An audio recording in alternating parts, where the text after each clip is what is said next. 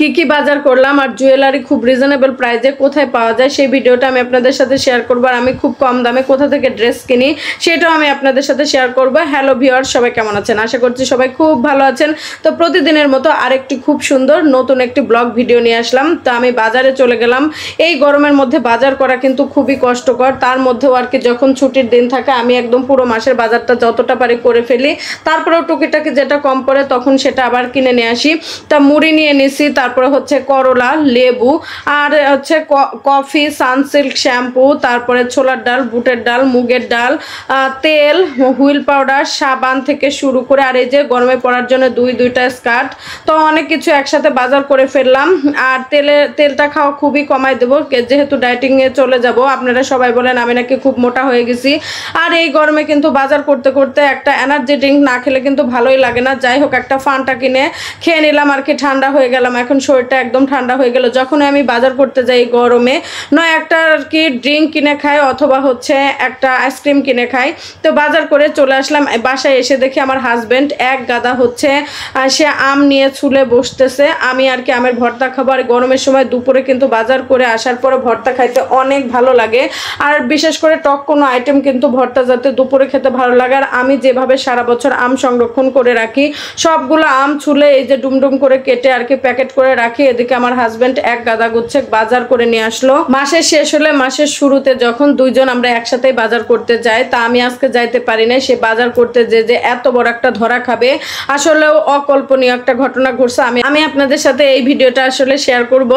আর সে যখনই বাজার করতে যায় সে তখনই ঠকে যায়। আর সে এই যে মাছ কিনে আনছে বড় বড়, সে মাছ কিনতে যায়, যে মাছের ভিতরে ডিম থাকে, যে মাছ বড় দেখে সে সেইটাই কিনে নিয়ে আসে। ডিম পেটের ভিতর যে ডিম থাকলে মাছের যে আয় পড়ে না, সে বাজার করতে গেলে বোঝেই না। মাছওয়ালাকে জিজ্ঞেস করে ভাই মাছ ভালো হবে কোনটা, যেটা ওনাকে ধরায় দেয় উনি সেইটাই নিয়ে চলে আসে। তো এভাবে যখনই সে একা বাজারে যায় সে তখনই এভাবে ধরা খায়। তো এই যে বড় একটা বোয়াল মাছ কিনছে 5.5 কেজি ওজনের, বোয়ালটা ছিল খুবই সুন্দর। তো এই যে বাজার করছে, বাসায় এসে বলছে সুমিও মাছের পেটে না অল্প একটু ডিম হয়েছে, ডিম না বড়া করো।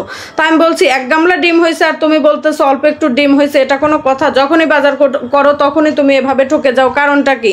এখন থেকে তুমি এইভাবে বাজার করবা না, বা মাছ দেখলে বুঝতে হবে যে এই মাছের মধ্যে ডিম আছে, এই মাছের মধ্যে ডিম নাই। তো যাই হোক, সবগুলো বাজার আমি আর কি গুছিয়ে ফেললাম। এই যে পোটলা পোটলা করে রাখছে, এগুলো এখন ফ্রিজে তুলে রাখবো। আর আজকে বিকালবেলা আমার ননদিনী বাসায় চলে আসছে। তা ননদিনী আসার পরে বলতেছে তুমি কিচ্ছু রান্না করো নাই। তা আমি বলছি না, তোমাকে আজকে খেতে দেবো না। তারপরে এই নিয়ে আমরা অনেক ঠাট্টা করছি। আর ননদ ভাই বউ আমাদের মধ্যে অনেক মিল, আমরা দুইজন এত হ্যাপি। আর ননদ ভাই বোর মধ্যে যে এত সুন্দর সম্পর্ক হয়, আসলে আমাদের মধ্যে এত সুন্দর সম্পর্ক, আমরা ননদ ভাই বউ খুবই ভাগ্যবতী। তো যাই হোক, ননদকে নিয়ে চলে গেলাম আজকে মার্কেটে। দেখা যাক ননদ ভাই বউ আজকে কি কি কেনাকাটা করি। তো সেই ভিডিওটাও আমি আপনাদের সাথে শেয়ার করব। এর মণিপুরের রাখি রং ফ্যাশন খুবই সুন্দর একটা মার্কেট। এই মার্কেটে অনেক রিজনেবল প্রাইসে খুব সুন্দর সুন্দর ড্রেস পাওয়া যায়।